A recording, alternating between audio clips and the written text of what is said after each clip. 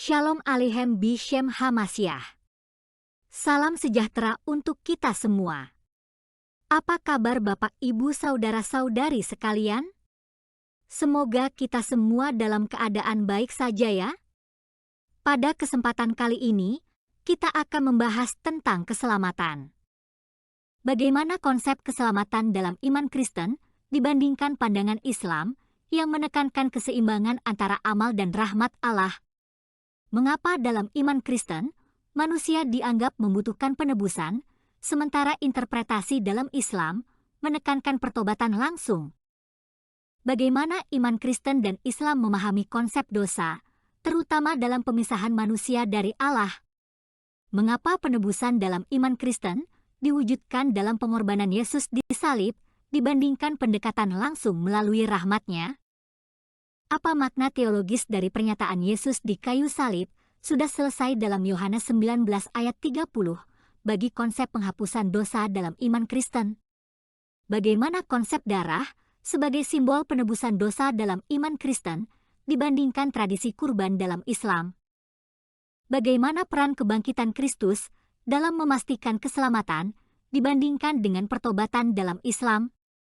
Apakah terdapat kesamaan antara konsep keselamatan melalui iman dan perbuatan dalam iman Kristen dengan konsep amal saleh dalam Islam? Apakah dengan menjadi orang baik saja sudah cukup untuk memperoleh rahmat Allah? Apakah keselamatan dalam iman Kristen dipahami sebagai suatu jaminan mutlak ataukah dapat hilang jika seseorang berpaling dari iman? Bagaimana penebusan Kristus dipahami mencakup seluruh dosa manusia tanpa mengurangi tanggung jawab moral masing-masing individu? Bagaimana konsep kasih Allah yang tanpa syarat dalam iman Kristen dibandingkan dengan pandangan Islam tentang sifat Allah yang Maha Pengampun? Sebelum kita lanjutkan, jangan lupa untuk kasih like dan subscribe-nya ya. Bagaimana konsep keselamatan dalam iman Kristen dibandingkan pandangan Islam yang menekankan keseimbangan antara amal dan rahmat Allah? Sebenarnya, yang berbicara tentang keselamatan hanya iman Kristen. Islam tidak berbicara tentang keselamatan. Islam berbicara tentang masuk surga. Apa bedanya? Iman Kristen mengakui bahwa ada yang salah dalam kodrat manusia akibat kejatuhan, dan kodrat ini harus dipulihkan. Yaitu dipulihkan dari keberadaan negatif yang membuat manusia tidak mencapai tujuan dia diciptakan. Manusia diciptakan agar dapat menyatu dengan Allah, ikut ambil bagian dalam kodrat ilahi. Jadi, kita diciptakan bukan sekedar untuk berbuat baik, lalu masuk surga. Tetapi dari awal, kita diciptakan dengan tujuan untuk bisa mengambil bagian dalam kodrat ilahi. Sementara dalam Islam, tidak ada konsep itu. Tidak ada konsep manusia mengambil bagian dalam kodrat ilahi. Bahkan, banyak umat Kristen, khususnya Protestan, dengan berbagai denominasinya, tidak berbicara tentang yang dikatakan di dalam ayat kitab suci ini. Sehingga, banyak umat Kristen yang mengatakan bahwa keselamatan itu adalah masuk surga. Padahal bukan itu. Yesus tidak membicarakan tentang masuk surga, melainkan hidup kekal. Dan hidup kekal itu adalah penyatuan dengan Kristus. Di mana ada Kristus, di situ ada keselamatan. Jadi, bukan masuk surga yang isinya hidup dengan nikmat, kawin-mawin, dapat 72 bidadari dengan buah dada yang besar yang selalu perawan. Tidak ada surga seperti itu di dalam iman Kristen. Sementara dalam pandangan agama Islam, Islam bukanlah agama penebusan. Agama ini adalah agama perbuatan baik. Menekankan amal perbuatan baik. Yang mana perbuatan baik itu, jika berkenan kepada Allah, maka surga adalah pahalanya. Iman Kristen tidak bicara tentang pahala, melainkan mengenai penyatuan dengan Allah. Ambil bagian dalam kodrat ilahi. Memang ada rahmat Allah dalam Islam Dalam arti pada akhirnya Allah yang menentukan siapa yang masuk surga dan siapa yang masuk neraka. Dalam Islam, Allah mengampuni dan menghukum siapa yang Dia kehendaki. Yang cara pengampunannya dengan melimpahkan dosa-dosa umat Islam kepada orang-orang Yahudi dan Kristen. Bahkan dikatakan bahwa semua umat Islam harus masuk neraka tanpa terkecuali. Kemudian, orang-orang yang bernasib baik dikeluarkan dari neraka dan dipindahkan ke surga. Sedangkan orang-orang yang bernasib sial akan tetap berada di neraka. Berbuat amal sebanyak apapun, tetapi sudah ditentukan, semua akan masuk neraka terlebih dahulu. Baru kemudian, Allah akan mengeluarkan dari neraka bagi yang masuk surga. Iman Kristen tidak memiliki konsep seperti itu. Sebab dalam iman Kristen, neraka adalah keterpisahan total dari Allah, kematian rohani, dan kebinasaan. Jadi, bukan sekedar tempat siksa, melainkan kebinasaan. Tempat keterpisahan dari Allah. Sehingga, tidak mungkin manusia sudah binasa, lalu baru diselamatkan. Mengapa dalam iman Kristen, manusia dianggap membutuhkan penebusan, sementara interpretasi dalam Islam menekankan pertobatan langsung? Dalam Islam, tujuan manusia diciptakan adalah supaya bertakwa kepada Allah, melakukan ibadah-ibadah, menyembah Allah. Yang dengan itu, manusia akan mendapatkan pahala, yaitu sorga.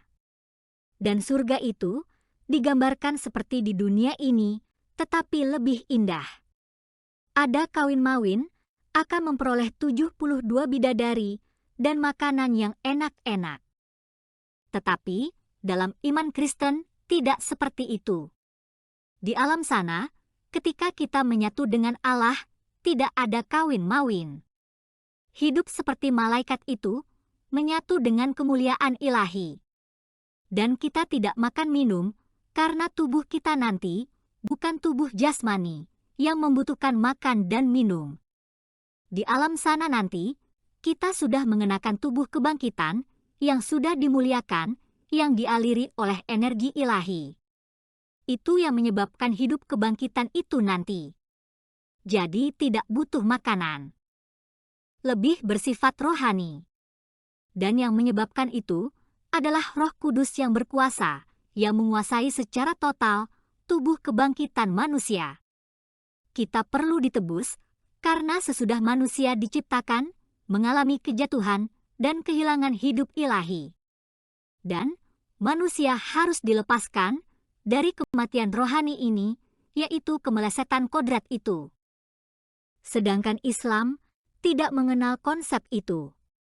Allah membuat manusia menjadi orang sesat dan orang beriman sekehendak hatinya. Jadi, tidak ada orang yang jatuh ke dalam dosa karena sudah ditakdirkan oleh Allah. Bahkan sebenarnya, umat Islam diwajibkan untuk berbuat dosa dengan tujuan agar mereka memohon ampunan dan Allah akan memberi ampunan. Dan jika tidak berbuat dosa, maka akan dilenyapkan oleh Allah. Jadi, dalam Islam tidak ada yang namanya manusia jatuh ke dalam dosa.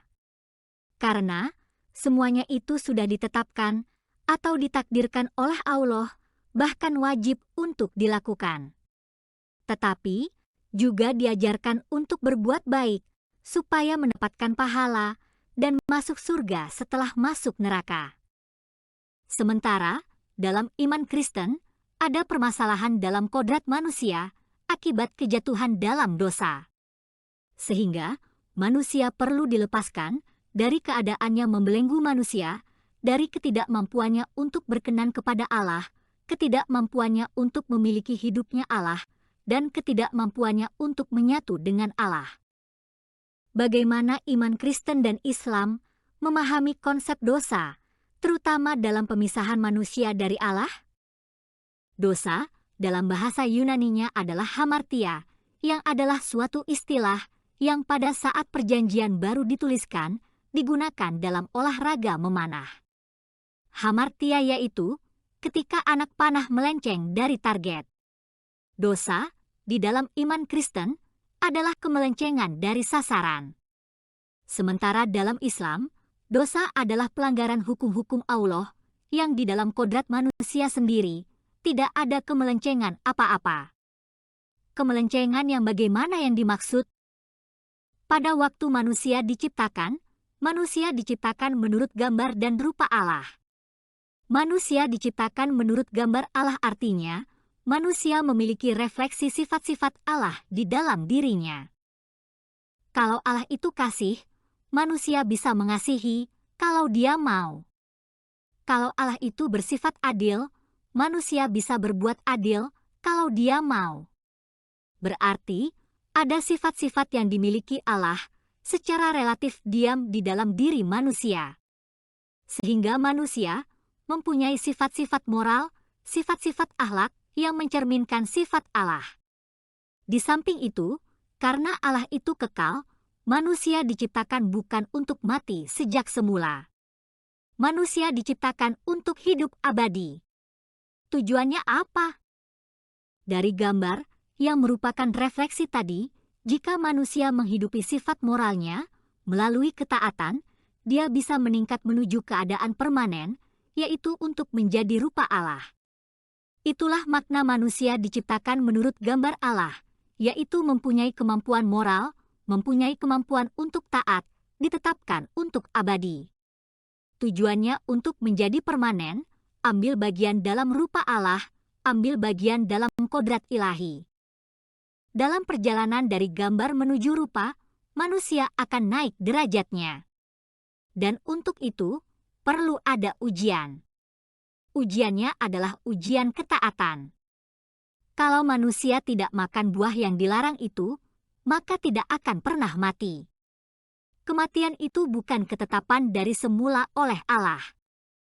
Kematian hanya muncul ketika manusia tidak taat pada perintah Allah, barulah ada kematian.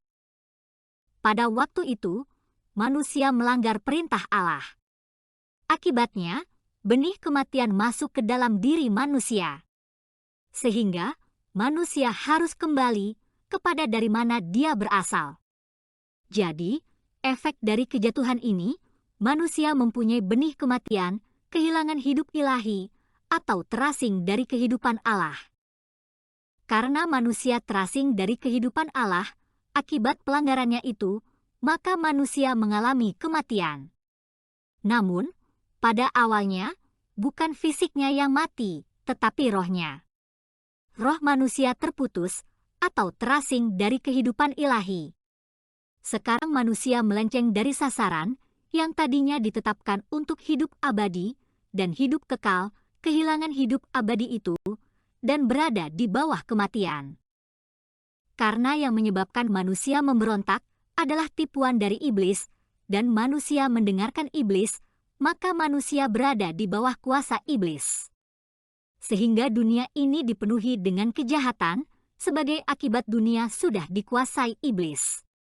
Dikarenakan manusia yang seharusnya menjadi penguasa atas ciptaan yang lain, tetapi malah menjadi tunduk pada kekuatan si jahat. Kita berasal dari Allah. Setelah kita percaya pada Yesus, seluruh dunia berada di bawah kuasa si jahat, kita pun berada di bawah kuasanya. Manusia hidup di dalam dosa, karena mengikuti jalan dunia yang berada di bawah kuasa si jahat, dan mentaati iblis yang menyebabkan manusia berbuat durhaka, dosa, dan pelanggaran. Manusia berada di bawah kuasa maut, dosa, dan iblis. Itulah keadaan manusia, sehingga membutuhkan pelepasan. Manusia berada di bawah kuasa dosa. Sehingga, kita lebih mudah berbuat dosa daripada berbuat kekudusan. Dan sering kita tidak dapat melawan dosa itu, yang bekerja di bawah hawa nafsu kita. Kita berada di bawah kuasa dosa, kematian, dan iblis. 3 kekuasaan jahat itu yang memisahkan kita dari Allah, yang membuat kita tidak memiliki hidup kekal. Oleh karena itu, manusia perlu dilepaskan dari ketiga hal ini, dari kemelencengan kodrat ini. Sedangkan dalam Islam, tidak ada kejatuhan dalam dosa, karena semua sudah ditentukan, atau ditetapkan, atau ditakdirkan oleh Allah untuk dilakukan oleh setiap manusia. Sehingga tidak memiliki dampak fundamental di dalam kodrat manusia. Oleh karena itu, tidak ada penebusan dalam Islam. Dalam Islam, setiap orang, bahkan sejak masih berupa sperma, telah ditetapkan untuk masuk surga atau neraka. Dalam Islam, Allah telah menetapkan perzinahan yang akan dilakukan setiap orang dan bagaimana melakukannya. Dan tidak ada seorang pun yang dapat menghindari perzinahan yang telah ditakdirkan itu. Bahkan Adam, dalam Islam, diusir dari surga atas apa yang dilakukannya, yang mana itu sudah ditakdirkan 40 tahun sebelum dia diciptakan. Di samping Allah telah menentukan takdir, dalam Islam Allah juga menyesatkan orang semaunya. Dan orang yang sudah dia sesatkan tidak bisa dituntun bagaimanapun caranya. Artinya, tidak bisa percaya Islam. Lalu untuk apa dia mengirim Muhammad? Jadi, dalam Islam, selain pengampunan itu hanya semau Allah, juga sudah ditentukan mana orang yang harus masuk surga dan neraka, dan sudah ditetapkan mana orang yang sesat dan mana orang yang dituntun, serta dosa yang akan dilakukan pun sudah ditakdirkan. Yang mana semuanya itu adalah semau Allah tanpa dasar yang jelas. Maka, tidak ada penebusan dalam Islam karena semua sudah ditentukan oleh Allah. Mengapa penebusan dalam iman Kristen diwujudkan dalam pengorbanan Yesus di salib dibandingkan pendekatan langsung melalui rahmat-Nya? Karena manusia berada di bawah 3 kuasa jahat tadi, yaitu iblis, dosa, dan maut. Manusia harus dilepaskan dari kuasa dosa. Siapa yang dapat melepaskan manusia dari kuasa dosa? Yang dapat melepaskan manusia dari dosa adalah Dia yang pada dirinya tidak punya dosa sama sekali. Kalau sesama manusia berdosa, bagaimana bisa melepaskan orang lain yang berdosa? Karena Kristus saja yang tidak punya dosa, maka hanya Dia yang dapat mengalahkan dosa itu. Selama manusia berdosa, maka tidak mungkin Dia dapat mengalahkan dosa. Kristus, di dalam dirinya tidak ada dosa, karena Kristus adalah inkarnasi dari firman Allah yang Maha Kudus. Sebagai firman Allah yang adalah Allah, tentu tanpa dosa. Sehingga, ketika Dia menjadi manusia, Dia manusia yang tanpa dosa. Oleh karena itu, hanya Dia yang dapat mengalahkan dosa itu. Bagaimana caranya? Dengan penyalibannya. Mengapa dengan penyaliban? Karena inti dari dosa adalah ketidaktaatan. Kodrat ketidaktaatan itu harus dikalahkan dengan ketaatan. Dan ketika Kristus disalib, Dia menjalankan ketaatan mutlak kepada kehendak Bapa. Yang disalibkan itu bukan keilahian Yesus, tetapi keadaannya sebagai manusia. Dosa pada awalnya adalah kesombongan, maka harus dilawan dengan kerendahan diri.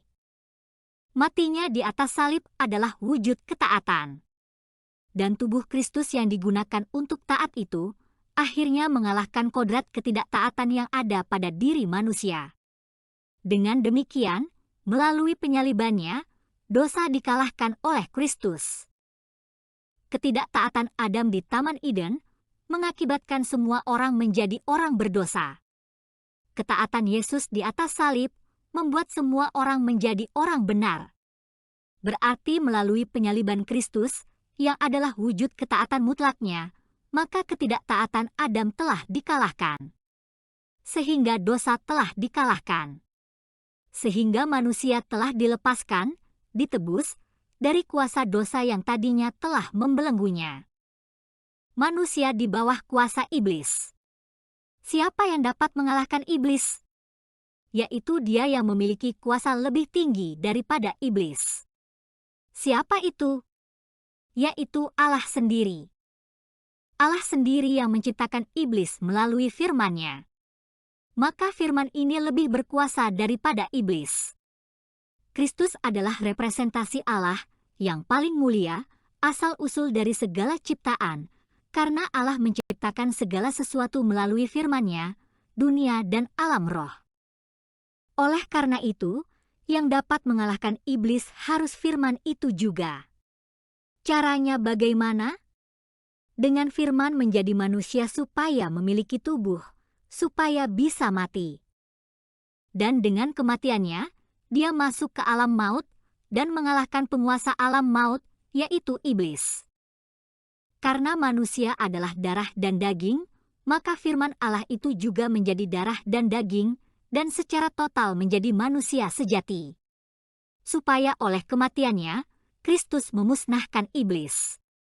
Caranya bagaimana? Kristus mati, seolah-olah dia kalah dengan kematian. Dan iblis adalah penguasa alam maut, sehingga nampaknya Kristus kalah dari iblis. Tetapi ternyata, sewaktu di alam maut, dia bergumul dengan iblis. Dan buktinya, ia bangkit dari kematian, iblis tidak bisa mencengkram dia untuk kembali masuk ke dalam alam maut. Berarti iblis telah dikalahkan oleh Yesus melalui kematiannya. Dengan demikian, kodrat kematian manusia telah dikalahkan oleh Yesus melalui penguburannya. Dosa dikalahkan melalui penyalibannya, iblis dikalahkan melalui penguburannya, kematian dikalahkan melalui kebangkitannya. Maut tidak berkuasa lagi atas dia sesudah kebangkitannya, sehingga dengan demikian, maut dikalahkan.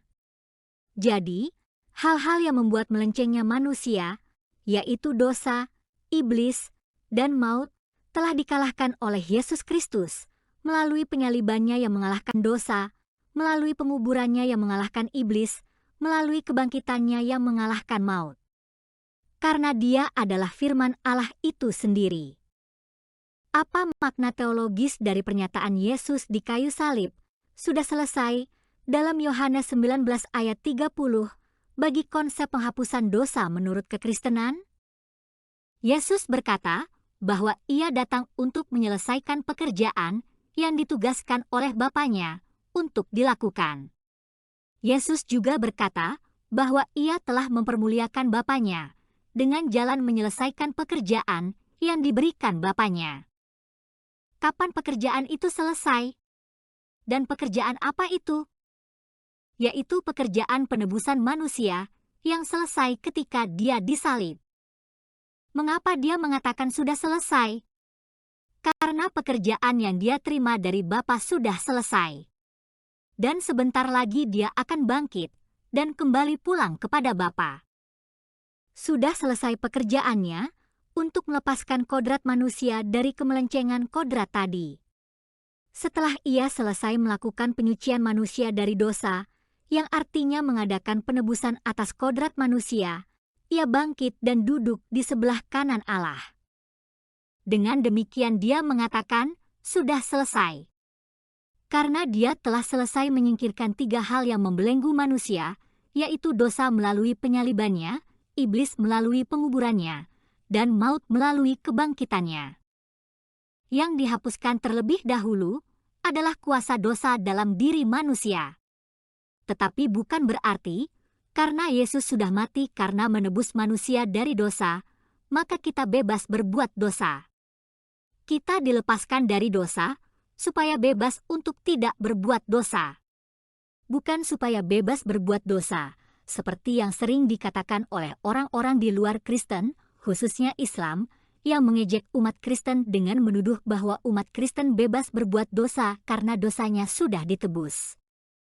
Padahal tuduhan bodoh semacam itu tidak sesuai sama sekali dengan iman Kristen. Yang ditebus itu kodrat manusia yang dikuasai oleh dosa, iblis, dan maut. Tujuannya dibebaskan agar dapat melakukan sesuatu yang berkenan kepada Allah. Jadi penebusan itu bukan berarti kita dapat berbuat semaunya.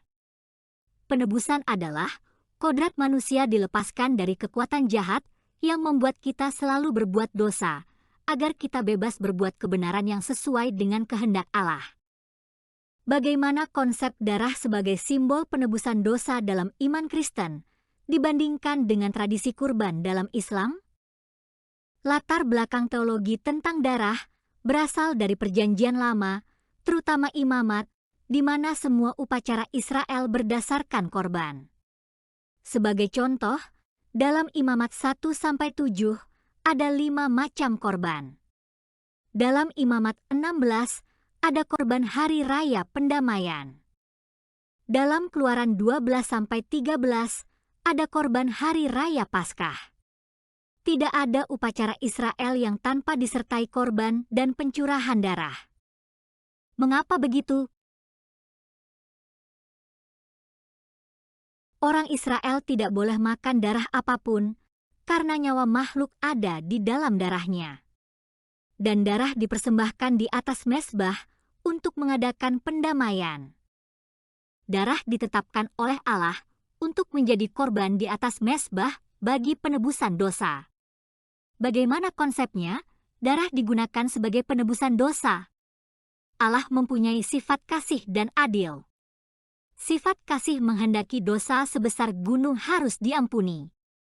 Sifat adil menghendaki dosa sekecil debu pun harus dihukum. Maka Allah membuat cara melalui korban. Kata korban berasal dari bahasa Ibrani, karab, yang berarti mendekat. Jadi, korban itu adalah alat yang mendekatkan. Yang tadinya manusia terpisah dari Allah, karena dosa, manusia didekatkan lagi kepada Allah melalui korban. Di dalam Perjanjian Lama, pada waktu manusia berdosa, mereka diperintahkan untuk membawa korban kepada imam bagi dosa-dosanya. Sebelum binatang itu disembelih, orang yang berdosa itu menumpangkan tangan pada kepala korban. Dengan demikian, seolah-olah dosa-dosanya diidentikan dengan binatang itu. Sehingga, binatang itu mewakili orang yang berdosa. Ketika binatang itu disembelih, darahnya tercurah, maka seperti orang itu sendirilah yang telah dihukum atau diadili dengan mencurahkan darahnya. Maka, orang yang berdosa itu tidak perlu dibunuh langsung karena pembunuhannya melalui binatang.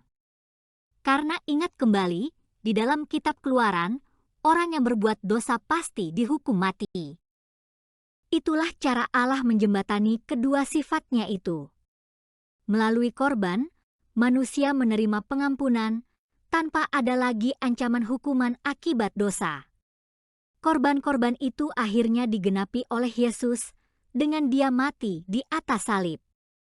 Dengan demikian, sama prinsipnya sebagaimana darah binatang dalam Perjanjian Lama yang membuat orang Israel tidak lagi dihukum akibat dosanya, sebab keadilan Allah telah dilaksanakan melalui kematian binatang.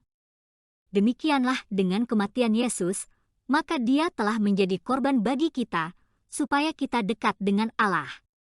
Darah Kristus menjadi sarana penebusan dari dosa-dosa yang membelenggu kita. Dalam Islam ada kurban, tetapi tidak ada konsep penebusan. Kurban dalam Islam adalah meniru teladan Ibrahim yang hampir menyembelih anaknya, Ismail. Tujuannya adalah, dengan meniru teladan Ibrahim itu, maka akan menjadi anak-anak Ibrahim menjadi orang-orang Muslim yang taat. Kurbannya itu tidak ada makna apapun. Tetapi tindakan melakukan kurban dan dibagikan kepada orang miskin menjadi amal yang diperhitungkan. Bagaimana peran kebangkitan Kristus dalam memastikan keselamatan dibandingkan dengan pertobatan dalam Islam? Sesudah Yesus bangkit, Dia tidak lagi mati, dan maut tidak lagi berkuasa atas Dia. Bahkan, Dia telah mematahkan kuasa maut dan mendatangkan hidup yang tidak berkebinasaan, yaitu hidupnya Allah, hidup ilahi, hidup yang kekal, yang didatangkan oleh Yesus melalui kebangkitannya. Hidup kekal itu sudah nyata secara pasti, karena Yesus sudah bangkit. Sebab, melalui kebangkitannya, Yesus telah mengalahkan iblis, dosa, dan maut, lalu mendatangkan keselamatan. Jadi, keselamatan itu pasti, karena kebangkitan Yesus itu pasti. Kita ada kepastian keselamatan di dalam Yesus, apabila kita menyatu dengan Dia, karena keselamatan adalah penyatuan dengan Kristus. Keselamatan bukanlah sesuatu yang diberikan oleh Yesus, tetapi Yesus sendirilah keselamatan itu. Kita percaya akan hidup yang kekal, tetapi jika Yesus tidak bangkit, berarti hidup kekal tidak pernah dinyatakan.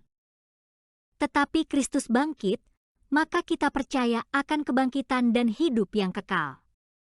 Kristus adalah yang sulung dari kebangkitan, sebagai benih kebangkitan bagi semua orang yang percaya. Bagaimana keselamatan itu pasti? Karena Kristus sudah bangkit. Dan barang siapa yang menyatu dengan Kristus, juga akan dilepaskan dengan kemenangan Kristus atas dosa, iblis, dan maut. Yang menyebabkan kematian adalah manusia, maka kebangkitan orang mati harus dilakukan oleh manusia juga. Sebagai keturunan Adam, kita mendapatkan kematian melalui benihnya yang masuk melalui Adam. Kita akan dihidupkan kembali dalam persekutuan dengan Kristus, dengan jalan menerima Dia, percaya pada Dia, dan dibaptiskan. Melalui baptisan, kita disatukan dengan penyalibannya yang mengalahkan dosa, dengan penguburannya yang mengalahkan iblis, dan dengan kebangkitannya yang mengalahkan kematian, sehingga kita memiliki hidup yang kekal. Disitulah ada kepastian. Keselamatan itu pasti karena Kristusnya pasti. Tetapi, kita harus tetap di dalam keselamatan itu dan di dalam persekutuan dengan Kristus. Dengan jalan tetap beriman dan selalu ikut ambil bagian di dalam tubuh dan darahnya, yaitu perjamuan kudus. Maka, jangan katakan perjamuan kudus itu hanya lambang, karena lambang tidak membuat kita menyatu dengan Kristus. Tetapi, memang ada misteri terjadi di situ, di mana Roh Kudus bekerja, yang menyatakan bahwa roti dan anggur itu sebagai tubuh dan darah Kristus yang tidak dapat diterangkan oleh akal. Kita hanya tahu bahwa itu misteri Roh Kudus. Itulah bukti penyatuan dengan tubuh dan darah Kristus secara kasat mata. Hal ini tidak bisa dibandingkan dengan ajaran Islam, karena tidak ada bukti secara kasat mata. Siapa yang sudah bangkit dari kematian, siapa yang diampuni, bagaimana buktinya? Muhammad saja mati, dan jasadnya membusuk di dalam tanah. Juga umat Islam selalu berdoa agar dosa-dosa Muhammad diampuni. Apalagi juga tadi dikatakan bahwa semua umat Islam akan masuk neraka. Jadi, tidak bisa dibandingkan karena sama sekali berbeda. Apakah terdapat kesamaan antara konsep keselamatan melalui iman dan perbuatan dalam iman Kristen dengan konsep amal soleh dalam Islam? Kesamaannya hanya ada pada perbuatan baik saja. Tetapi prinsipnya berbeda. Dalam Islam, orang beramal soleh supaya mendapatkan pahala dan masuk surga. Dalam iman Kristen, orang berbuat kebaikan, ketaatan, mencapai kekudusan karena telah menerima penebusan. Dalam Islam, perbuatan baik sebagai sarana masuk surga. Dalam iman Kristen, perbuatan baik adalah akibat karena telah menerima keselamatan oleh korban Kristus di atas salib. Dan kita diciptakan baru, sehingga kita mampu melakukan perbuatan yang baik, karena kita dibebaskan dari kuasa dosa yang telah membelenggu kita. Yang membuat Yesus datang ke dunia, bukan karena kita berpuasa, memberikan perpuluhan, atau tindakan apapun dari kita. Tetapi semata-mata, karena kasih karunia Allah, dan kita menerimanya dengan iman. Kita tidak memiliki andil apapun. Kita tidak membuat Yesus disalibkan dan bangkit, tetapi pekerjaan Dia sendiri. Bahkan Pilatus pun tidak memiliki kuasa apapun untuk menyalibkan Yesus, apalagi kita. Itu pemberian Allah. Kita terima itu sebagai kasih karunia. Jadi, rahmat-Nya jelas. Menerima Kristus, menerima pengorbanannya, menerima apa yang dilakukannya bagi penebusan kita. Di situ kita diciptakan menjadi manusia baru. Kita ini buatan Allah. Diciptakan baru dalam Kristus Yesus, yang telah disalibkan, mati, dikuburkan, dan bangkit.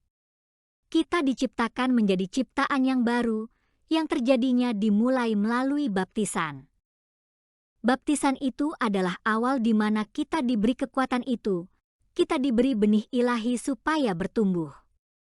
Pertumbuhan ini juga merupakan pertolongan Roh Kudus, sehingga kita dapat melakukan berbagai macam pekerjaan baik. Perbuatan baik itu bukan merupakan landasan keselamatan itu sendiri, melainkan akibat kita telah diselamatkan di dalam Yesus Kristus. Apakah dengan menjadi orang baik saja sudah cukup untuk memperoleh rahmat Allah? Lalu bagaimana dengan dosa, iblis, dan kematian dalam diri kita? Apakah perbuatan baik kita bisa membuat kita lepas dari dosa, iblis, dan maut? Tentu tidak.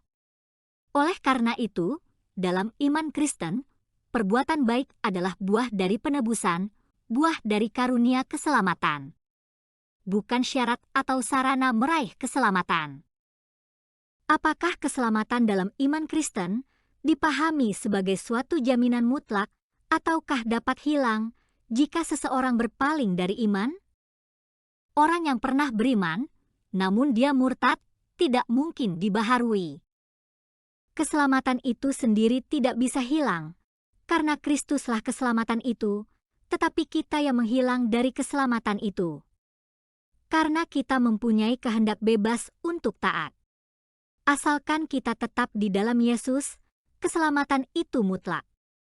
Tetapi jika kita menyeleweng dan murtad meninggalkan Kristus, dari mana kita memperoleh penebusan, memperoleh keselamatan itu?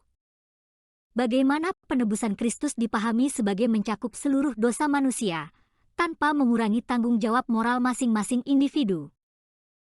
Penebusan yang dilakukan Kristus itu melakukan pemulihan kemanusiaan kita yang sudah melenceng dari sasaran. Dan kalau kita menyatu dengan Yesus, kita menerima kuasa, energi Allah di dalam kita yang memperbaharui diri kita, yaitu benih ilahi, yang mana benih itu harus bertumbuh. Meskipun kita sudah menerima keselamatan itu dalam wujud benih, tetapi masih perlu bertumbuh, perlu tetap dikerjakan, perlu tetap diolah keselamatan itu. Mengerjakan keselamatan itu bukan berarti melalui pekerjaan itu kita selamat. Keselamatan yang sudah ada dalam bentuk benih tadi harus dikerjakan, harus diolah, harus dikembangkan, harus ditumbuhkan. Disitulah letak tanggung jawab moral itu. Meskipun kita melakukan perbuatan-perbuatan baik itu, yang berkarya di dalam kita adalah kasih karunia Allah. Baik kemauan untuk melakukan, maupun pekerjaan yang kita lakukan, itu adalah pekerjaan Allah. Ada kerjasama antara kita dengan kuasa Allah, antara kehendak kita, iman kita, dengan kuasa Allah yang ada di dalam diri kita. Pada hari Tuhan nanti, kita semua akan diadili. Orang beriman diadili untuk menentukan derajat kemuliaan yang harus diterimanya. Bagaimana konsep kasih Allah yang tanpa syarat dalam iman Kristen dibandingkan dalam Islam tentang sifat Allah yang Maha Pengampun? Dalam iman Kristen, kasih Allah tanpa syarat ditunjukkan dengan Kristus datang dan mati untuk manusia yang berdosa. Bukan karena amal sehingga kita diterima, tetapi kasih karunia yang memberikan anaknya mati demi kita. Dalam Islam, pengampunan tidak memiliki dasar yang jelas. Allah mengampuni sesuka hatinya, seperti yang sudah kita bahas tadi. Sekian pembahasan kita kali ini. Sampai jumpa pada kesempatan berikutnya. Shalom Aleichem Bishem Hamasyah.